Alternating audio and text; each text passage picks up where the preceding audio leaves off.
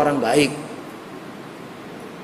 Ya, menjadi orang baik-baik, menjadi orang Ahlussunnah yang mencintai para sahabat, mencintai keluarga Nabi, mencintai murid-murid Nabi yang membawa Al-Quran dan Sunnah kepada kita. Nah di sini jamaah rahmatullah, perhatikan kalau Syiah itu betul-betul ibadahnya adalah melaknat. Melaknat itu ibadah terbesar.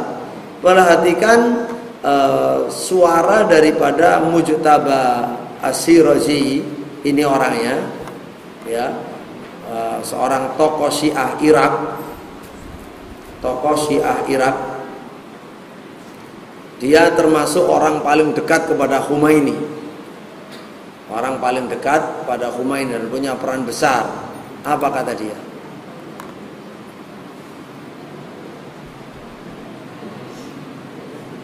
Imam Zainal Abidin alaihi salam. Imam Zainal Abidin berkata,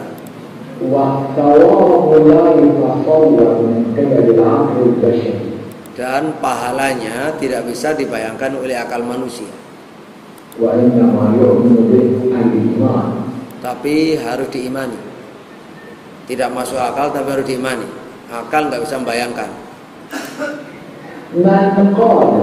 Allahumma la'anil jibta wa ta'ud ajib awadak at-ta'ud.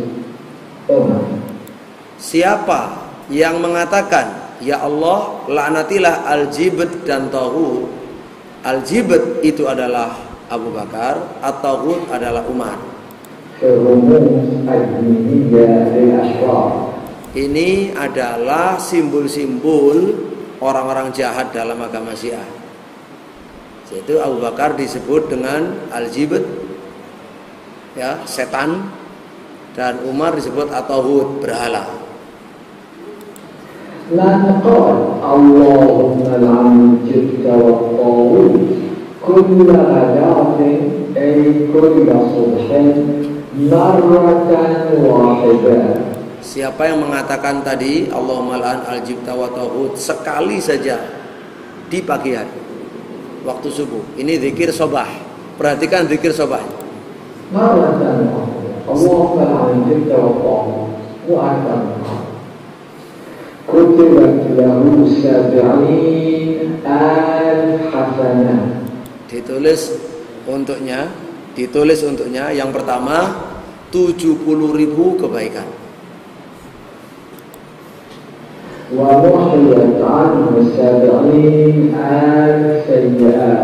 Dan diampuni darinya 70.000 dosa, kesalahan.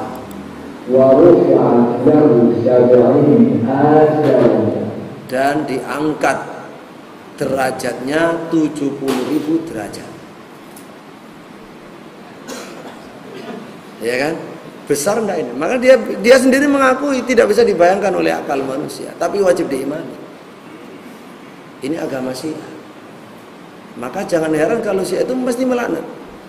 Dan jangan tertipu kalau ada orang Syiah kok tidak melaknat di depan kita. Ya.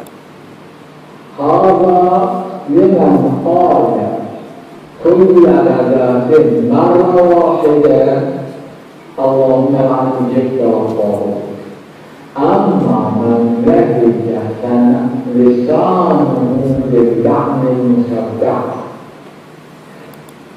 Ini baru melaknat dengan laknat biasa sekali. Bagaimana kalau melaknat yang kuadrat? Melaknat musabbah 7 lapis 7 tingkat. Bagaimana maksudnya? Satu kali melaknat Umar disebut 7 kali.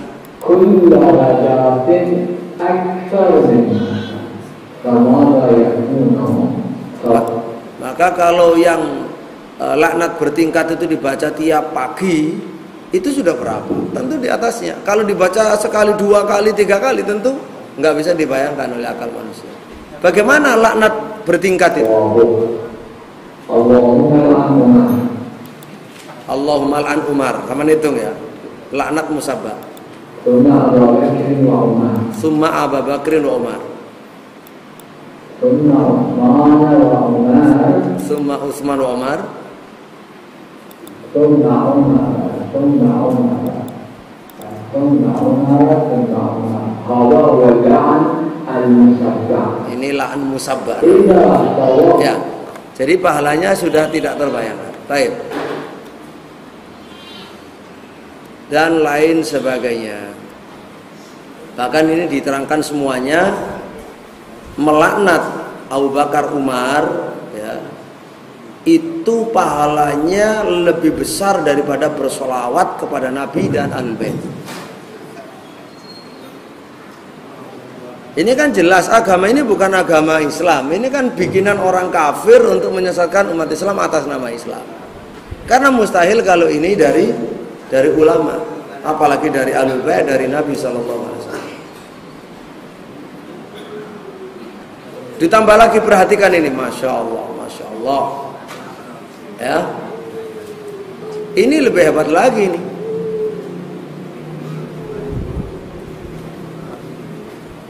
Dia mengatakan Abu Abdillah alaihissalam, hai Dawud Ar-Raqi, ini masalah ruqyah. Hai Dawud, Allah melaknat pembunuh Husain. Aku tidak pernah minum satu minuman yang dingin kecuali aku mengingat Husain alaihissalam.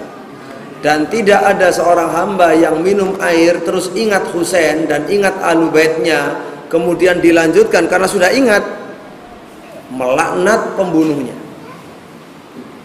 tiap kali minum, melainkan Allah menulis untuknya 100.000 kebaikan. Kalau tadi masih kalah hadisnya ya, 70.000, dan diampuni dosanya 100.000 dosa, diangkat untuknya 100.000 derajat. Ditambah lagi, dan seolah-olah dia memerdekakan 100.000 budak. Ditambah lagi, dan dia dikumpulkan oleh Allah Subhanahu wa taala pada hari kiamat nanti dalam keadaan orang yang berbahagia. Maka kita wajib melaknat musuh-musuh Ahlul Bait siang dan malam. Dan melaknat itu mujarrabat, termasuk doa mujarab. Mujarab itu mujarab, doa yang sudah teruji dan terbukti untuk menunaikan hajat, untuk meluluskan hajat, untuk memudahkan segala urusan, apakah urusan nikah, urusan kesembuhan, urusan kebebasan, ya, segala urusan pokoknya. Jadi kalau ingin doanya dikabulkan, hajatnya dipenuhi, maka jangan lupa wasilah tertinggi, tawasul tertinggi adalah melaknat. Agama apa? Ya ini agama Syiah. Masya Allah. Nah, syahadatnya juga berbeda. Ini lupa. Syahadatnya berbeda. Syahadatnya itu kalau orang mau masuk Syiah itu, pertama asyhadu alla ilaha illallah, kedua asyhadu anna Muhammadar Rasulullah, ketiga asyhadu anna aliyan waliyullah, keempat asyhadu anna Fatimah Zahra wa abna'aha al-maksumin hujajullah, dan yang kelima asyhadu anna Abu Bakar wa Umar wa Utsman wa Aisyah wa Hafsah finnar. Ini videonya, tapi kita nggak mungkin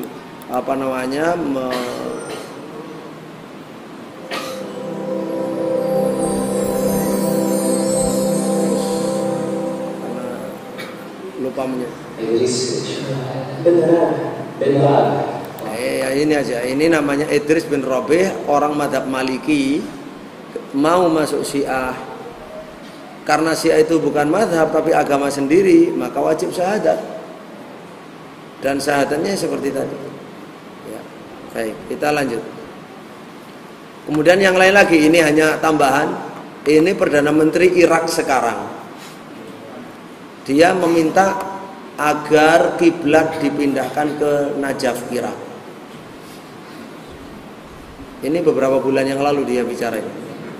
Walakin bi'idznillah حينما تتطور كربلاء لأن كربلاء يجب أن تكون هي قبلة العالم الإسلامي لأن فيها فساد وإن شاء الله من يأتي على الأخوة الحكومة المحلية أن يعجلوا ويسرعوا في تطوير الخدمات اللائقة المناسبة لاستقبال زوار الإمام الحسين في كل المناسبات. وزائري الإمام الحسين ليسوا فقط في المناسبات التي نحياها في العاشر من المحرم وفي الأربعين، وإنما في كل جمعة بل في كل يوم، لأنه قبلة، والقبلة نتجه إليها في كل يوم 5 مرات، وكذلك الحسين هو ابن هذه القبلة. Dan ini sangat jahat terhadap Ahlussunnah Irak sekarang ya, merampas wakaf, merubah semuanya. Masjid dirampas, dijadikan sebagai masjidnya Syiah, jalan-jalan dirubah jadi Syiah, kemudian undang-undangnya dirubah menyatakan agama negara adalah Syiah, madzhab Ja'fariyah. Jadi semoga Allah Subhanahu wa taala menolong dengan caranya Ahlussunnah wal Jamaah di Irak dan dimanapun di dunia. Allahumma amin. Sangat-sangat tersiksa. Nah, ini video lain lagi mengajari caranya revolusi. Cara revolusi di sebuah negara kalau ingin menggulingkan negara mana saja, satu dengan membeli tentara bayaran. Jadi mengeluarkan uang sebanyak-banyaknya nggak masalah untuk melakukan kudeta. Kedua, membeli politisi. Lah memang Syiah itu menghalalkan narkoba kok. Narkoba itu halal. Kemudian tai, kencing, imam itu suci. Sholat Jumat itu haram. Nah, bahkan kafir sebelum adanya Imam Mahdi. Memang bukan agama Islam. Nah, dia ngajar itu. Kemudian cara yang lain adalah mensyiahkan penduduknya dulu, atau kalau perlu bekerja sama dengan penjajah, membantu penjajah menghabisi Ahlussunnah. Kemudian nanti oleh penjajah akan diberikan kepada Syiah seperti yang terjadi di Irak. Ini terang-terangan. Karena هكذا ينظر هكذا كان يوصل بطريقة الحكم. إذا أردنا الحكم علينا أن نوعي أولا الجماهير. فمثلا إذا كان الجمهور بكريا علينا أن نقلبه إلى جمهور شيعي. فهذا الجمهور الشيعي حينما يصبح هو الأكثرية تلقائيا ستتكون دولة من هذا الجمهور. هو بنفسه سيقوم بها.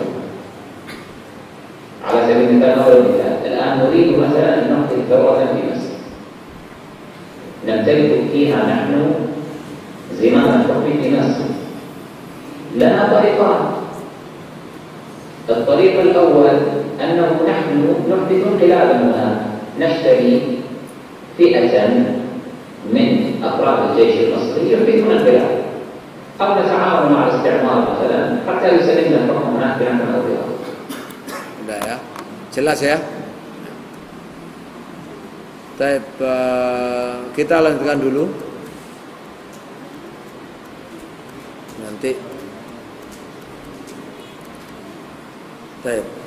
Itu yang berkaitan dengan masalah akidah. Sekarang masalah politik. Politik Syiah Imamiyah, dia punya program Khutbah Khamsiniyah. Atas dasar keyakinan semua pemerintah selain imam Syiah tauhid. Khalifah sebelum Ali tauhid. Abu Bakar, Umar, Utsman tauhid. Setelah Khalifah Ali selain 11 imam Syiah tauhid. Bani Umayyah, Abbasiyah tauhid. Apalagi pemerintah sekarang. Itu keyakinan Syiah. Dan karena imamnya itu sifatnya wajib, maka memperjuangkannya adalah wajib. Membawa negara ini kepada berwala kepada wilayatul faqih Iran itu wajib dengan berbagai macam cara yang sudah dibuktikan di luar negeri ya, dibuatkan jadi penyebaran Syiah, kemudian dibuatkan marja, lalu bikin milisi bersenjata, begitu seterusnya. Dan di Indonesia sudah banyak yang mereka lakukan. Baik. Dilanjut. Nah, ini tadi ucapan Khomeini di buku ini. Di 117, bagaimana keyakinan tidak ada negara Islam yang sah kecuali Iran. Yakinilah bahwa apabila republik ini runtuh, ia tidak akan dapat digantikan oleh pemerintah Islam lain yang direstui oleh imam zaman. Mereka meyakini wajib ada imam zaman. Setiap zaman harus ada imamnya. Ya, karena wajib bagi Allah memberi imam setiap zaman, mustahil tidak. Nah, imamnya sekarang ghaib, Imam Mahdi, lalu diganti dengan wilayatul faqih. Maka negara yang direstui oleh imam zaman ya wilayatul faqih. Satu-satunya adalah Iran. Baik.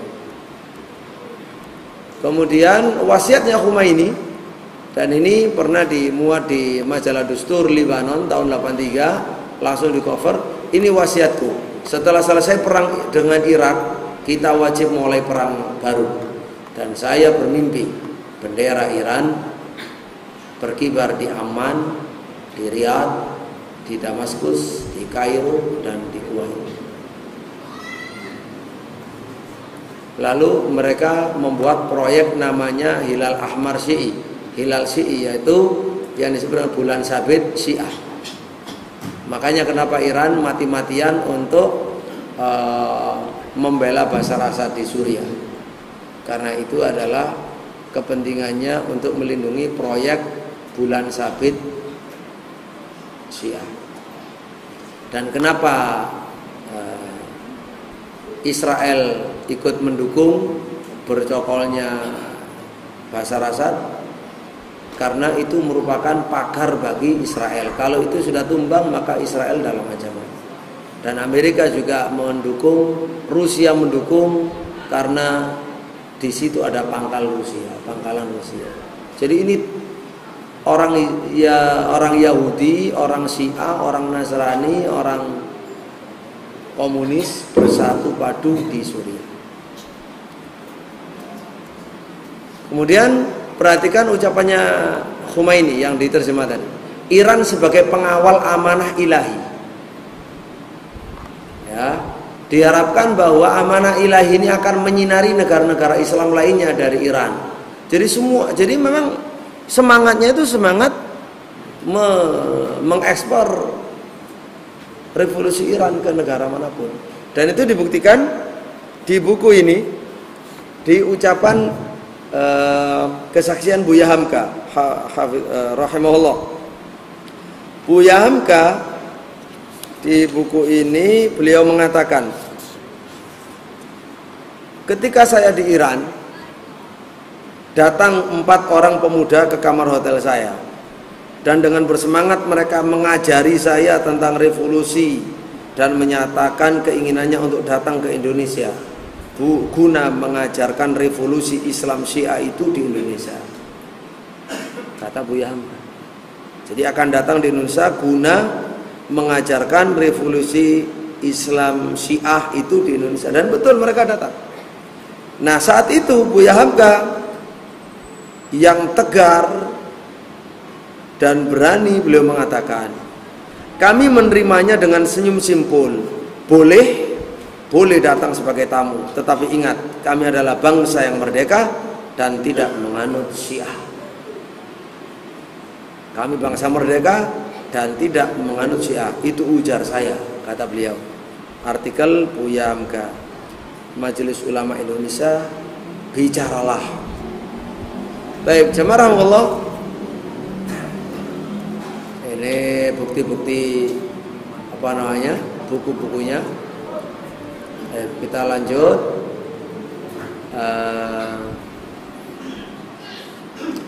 Ini ada hal yang bagus sekali. Bentar, keras suara.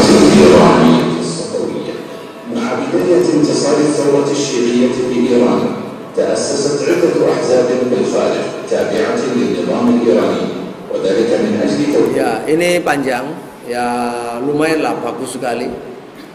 Banyak dari video seperti ini sudah saya terjemah dan sudah kita siapkan judulnya surat kepada para pemimpin Arab dan pemimpin Indonesia.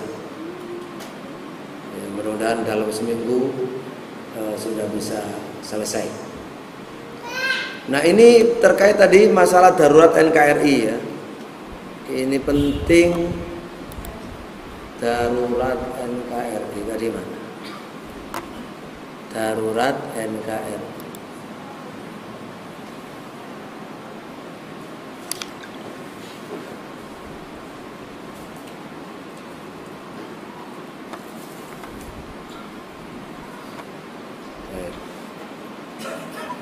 Ini bisa dibaca, bagus sekali. Di antaranya ya berita-berita yang terkini bagaimana mereka punya semangat untuk revolusi. Kita lanjutkan nanti insya Allah setelah muncul. Kemudian sekarang yang ketiga, setelah politik sudah, sekarang yang ketiga mengenai konflik horizontal, konflik sosial dan bentrok berdarah. Orang Syiah itu sendiri melaknat, kumpul-kumpul ia melaknat. Nah, kalau mereka selalu kumpul dalam jumlah besar dan mereka sudah dibaiat, mereka sistem imamah, ya maka apapun komando ya dilaksanakan, serbu ya serbu. Perhatikan bagaimana mereka contoh membuat perayaan, namanya ini hari raya kebinasaan Aisyah di neraka. Itu judulnya 17 Ramadan. Setiap 17 Ramadan kalau umat Islam memperingati Al-Quran, maka kalau orang Syiah bersuka cita merayakan hancurnya Aisyah di neraka. Dan itu ada nyanyiannya. Perhatikan ini. Aisyah finar, Aisyah finar.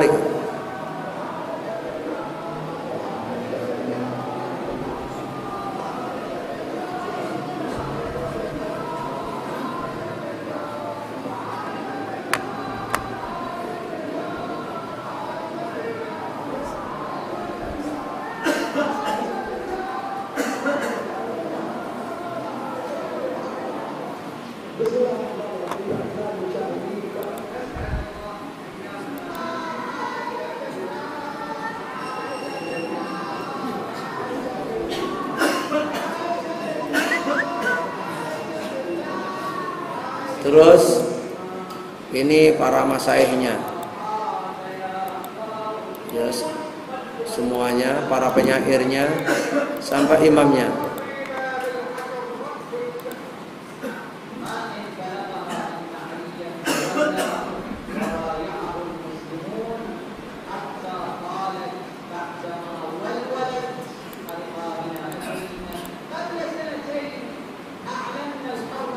Kata dia, ulangi ya.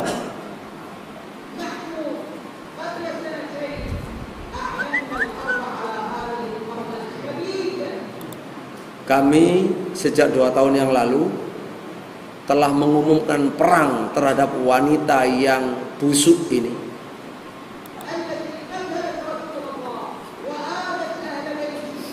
Bahwa dialah yang membunuh Rasulullah. Aisyah lah yang membunuh Rasulullah. Aisyah yang menyakiti Ahlul Bait. Ini aja Allahu Akbar, Aisyah finnar. Ini penjahat. Sama bisa bayangkanlah bagaimana Syiah.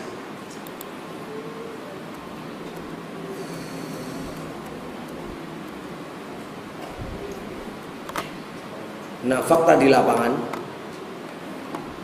ini wasiat Khomeini. Penting wasiat Khomeini. Mengenai berbagai macam ritual Syiah itu sudah menjadi cara dakwah, bagian dari cara revolusi, cara dakwah, cara untuk memikat hati orang. Jadi dia Khomeini ini berwasiat berkabung bagi syahidnya para imam suci, terutama perkabungan Asyura jangan dilalaikan. Jadi harus semangat mengadakan terus. Dan setiap kali melakukan acara ritual itu, Asyura maupun yang lain, harus diungkapkan kejahatan-kejahatan musuh Ahlul Bait. Jadi kejahatan-kejahatan para tiran di setiap zaman perlu ditunjukkan dalam tangisan berkabung. Jadi orang Syiah selalu menampakkan sebagai orang yang terzalimi, memelas, dan selalu menyebut siapa penjahat-penjahatnya itu. Itu ritual orang Syiah, makanya wajib dilarang. Kalau tidak dilarang ya akan terjadi bentrok. Fakta di lapangan mereka berhasil merayakan Idul Qadir maksa. Ya. Idul Qadir itu hari raya pengangkatan Imam Ali 18 besar Zulhijjah. Terus juga di lapangan ada ancaman Jalalatul Rahmat, mengancam untuk memindahkan konflik Sunnah Syiah di Irak ke Indonesia. Terus mereka juga sudah membuat pasukan Badar, dan Syiah di Jember sudah latihan militer di Lebanon untuk menciptakan sniper-sniper. Dan fakta di lapangan juga, mantan kepala Badan Intelijen yaitu Bapak Hendro Priyono sudah menyatakan bahwa konflik selanjutnya adalah antara Sunni dan Syiah. Konflik yang selanjutnya adalah antara Sunni dan Syiah. Dan dinyatakan pula oleh Rais Hukama, mantan Syiah dari Madura, yang memang cita-citanya untuk mencaplok NKRI yang melalui teori imamah dan wilayatul faqih. Dan petinggi NU sendiri, petinggi NU Bapak Kiai As'ad Ali, mantan BIN, sekarang di PBNU, dalam makalah berjudul Gerakan Syiah di Indonesia tahun 2011 juga sudah menjelaskan kalau Syiah Indonesia ini sedang menyiapkan untuk membuat marja taklid, sebagaimana seluruh Syiah ini terfokus pada satu pimpinan, satu komando, dan lain sebagainya. Bahkan terakhir terbaru Bapak Profesor Dr. Mahfud MD juga begitu, menyatakan bahwa salah satu aliran yang berbahaya sekarang adalah aliran Syiah. Demikian masyarakat muslim rahimahullah apa yang bisa kita sampaikan pada malam hari ini. Ya, yang lain-lain ya banyak, tapi mudah-mudahan apa yang kita sampaikan sudah cukup. Yang kurang itu apa? Yang kurang adalah perbuatan kita, sikap kita, tindakan kita. Demikian, kalau ada yang mau bertanya kita persilakan.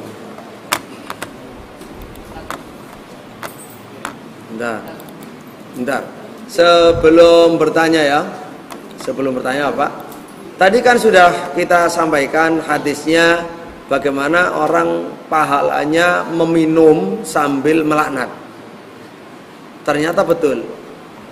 Di Indonesia sudah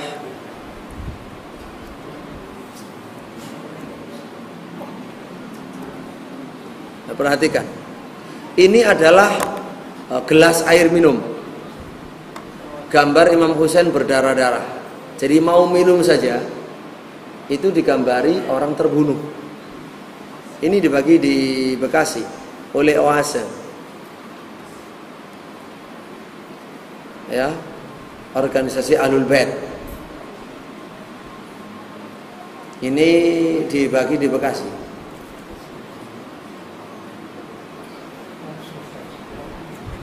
Ya mungkin Bapak Ibu nggak pernah bayangkan mau minum saja harus disuguhi orang, gambar orang terbunuh. Kenapa? Hadisnya tadi kan sudah jelas. Makanya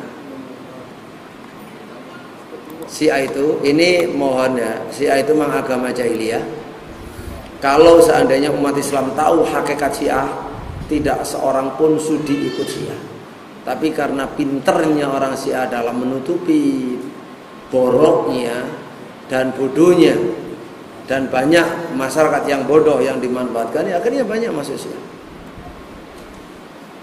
Berikut ini saya tayangkan khusus bagi yang kuat melihat. Saya sudah memperingatkan, yang tidak kuat melihat, nggak kuat jantungnya jangan melihat. Nanti pulang nggak mau makan, saya tidak tanggung jawab.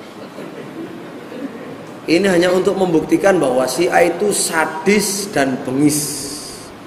Kalau kepada dirinya saja berani berbuat seperti ini, apalagi kepada Ahlussunnah yang memang dalam ubun-ubunnya itu kapan bisa mencincang Ahlussunnah. Agama jahiliyah. Perhatikan, yang kuat saja. Ini terbaru, peringatan Asyura terbaru.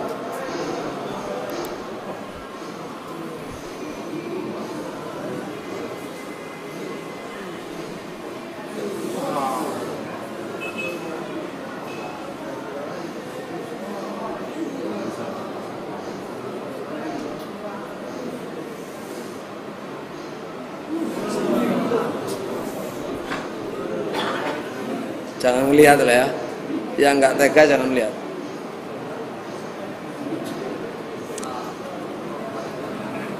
Baik, kita percepat.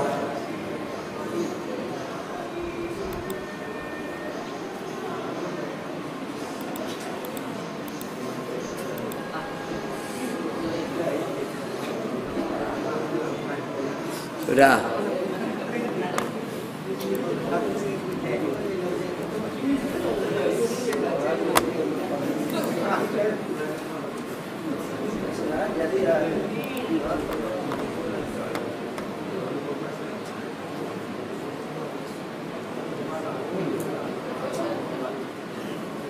Ya, memang agama kalau sudah kesetanan kan hanya perasaan, agama perasaan.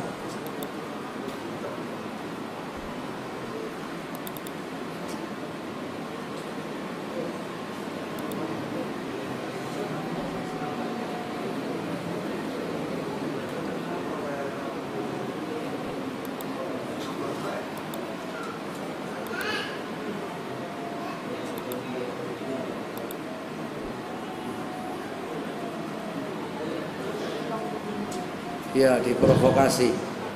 Temannya diprovokasi.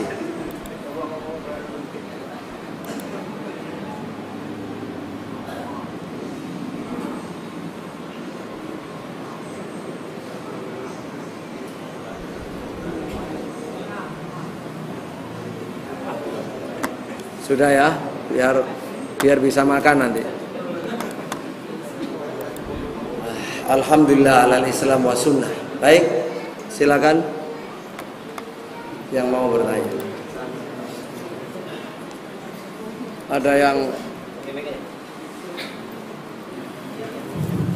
siapa Ustaz? Ada. Sudah, antum yang jaga, antum bagian jaga. Assalamualaikum warahmatullahi wabarakatuh. Assalamualaikum. Banyak kita dengar tadi Ustaz, yang ingin saya tanyakan, bagaimana kita tahu bahwasanya itu penerbitnya buku Syiah? Nah kan nanti kita yang nggak tahu ini membaca yang menarik. Itu aja yang ingin saya sampaikan. Assalamualaikum warahmatullahi wabarakatuh. Waalaikumsalam warahmatullahi wabarakatuh. Sampai kalau ingin tahu penerbit Syiah, diklik saja. Dicari di Google ya, tulis penerbit Syiah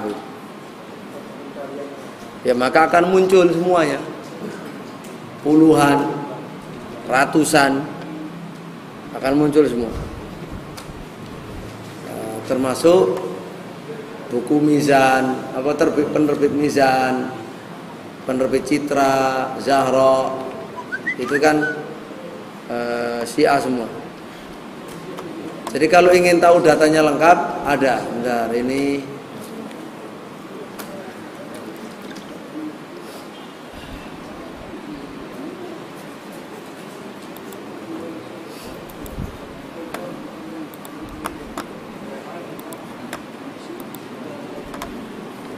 ya agak lambat.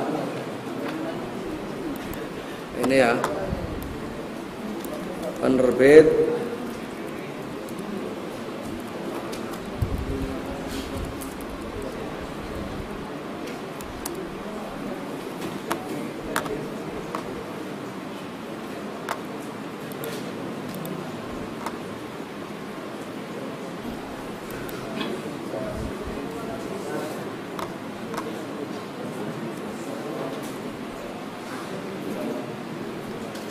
baik, sambil nunggu, yang penting sudah tahu caranya.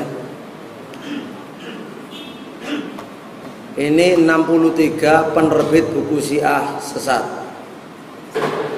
63 penerbit buku Syiah sesat. Misalkan kita buka ya, biar tahu.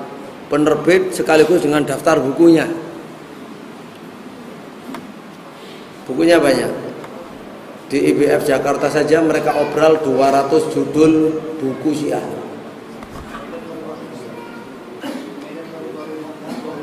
Di Medan Nanti antum bisa bicara biar didengar oleh semua pakai mic. Baik, sambil nunggu, mengapa banyak orang Islam yang terpelajar terpengaruh oleh akidah yang menyimpang seperti Syiah? Karena di perguruan tinggi buku-buku pemikiran Islam itu kebanyakan penulisnya ulama Syiah.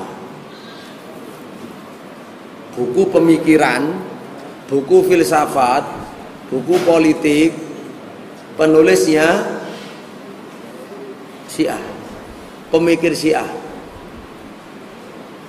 Bahkan Bapak Quraisy Shihab dalam tafsir Misbahnya pun ya merujuk kepada ulama Syiah, Toba-Tobai. Nah, coba ini. Oh, ini hanya nama penerbit. Nanti ada sendiri. Ini penerbit Lentera. Ya. Penerbit Lentera, ini judul terbitannya. Judul terbitannya berapa ini? Yang sempat ditulis di sini. 49 judul. Penerbit Pustaka Hidayah, berapa judul ini? Silakan dibaca sendiri ya. Mizan. Hanya Yapi Jakarta, Yapi Bangil, Rosda Karya, Al-Hadi, Firdaus, Pustaka Firdaus, Risalah, Masa, Qanaah, Bina Tauhid, Mahdi, Ihsan, Al-Kautsar Malang. Al-Kautsar Malang.